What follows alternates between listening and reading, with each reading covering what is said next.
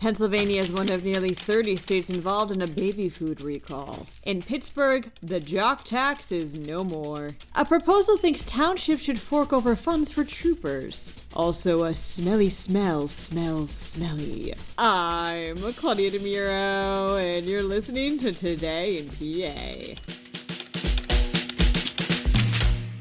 Pennsylvania is one of 28 states total that's been impacted by a baby food pouch recall, reports PennLive. Sprout Organics initiated this recall to just one lot of product a couple of weeks ago after routine sampling found lead in its food and veggie pouches. Last week, they expanded the recall to include another 3 lots, which were sold at places like Walgreens and independent retailers. How this lead got into the pouches is unknown as of the recording of this episode. For more information, such as product lot number and best by dates, please click on the corresponding podcast article link.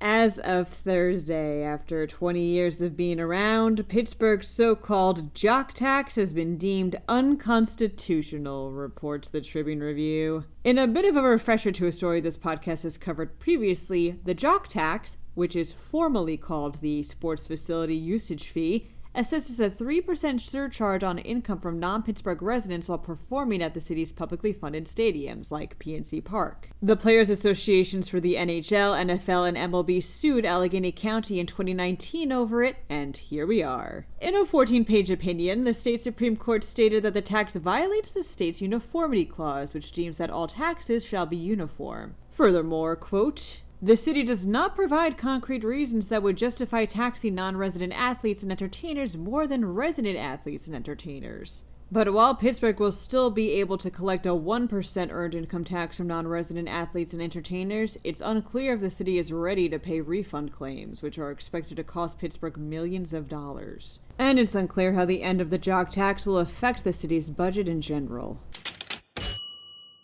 There's been a long-standing debate in Pennsylvania over whether or not to build townships that lean on state troopers instead of funding their own police forces, states USA Today via the Erie Times News. State Representative Justin Fleming thinks that they should. In a proposal outlined last week, Fleming suggests charging municipalities that use state police for law enforcement. Any township that relies on troopers part-time, though, would pay a lower rate. To Fleming, it isn't fair to many taxpayers statewide to support state police and their own cops while smaller areas can benefit from the troopers at no cost. Especially considering that state police patrol about 82% of the state, a jurisdiction that encompasses only about a quarter of Pennsylvania's population. Plus, the state police agency estimates it provides more than $641 million in free services every year to communities that don't have their own departments. It receives reimbursement from a state fund filled with revenue from gas taxes and driver's license fees for this work. Fleming still has to introduce the proposal.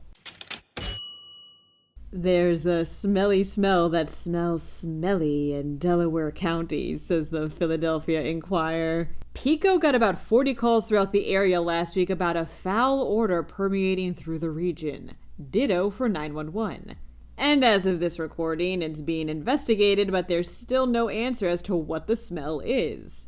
Not that residents don't have their own theories, or at least very colorful descriptions as to what the smell smells like. Diarrhea is one of them. Skunk is another. Rotten eggs, sulfur, dead bodies. And one person said it smelled like, quote, every dead rat from the bubblegum factory. Ugh. This isn't even the first time a funk has settled over Delco. The same thing happened in 2020 for several months. Hope it doesn't last that long this time around. That wraps up today's episode. And thank you to Casey for such a lovely Spotify comment. I'm honored to be a part of your morning routine.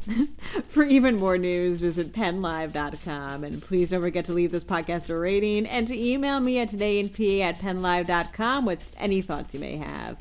Thanks in advance, and as always, thanks for listening. I'm Claudia Dimuro, and I hope to see you tomorrow for another episode of Today in PA.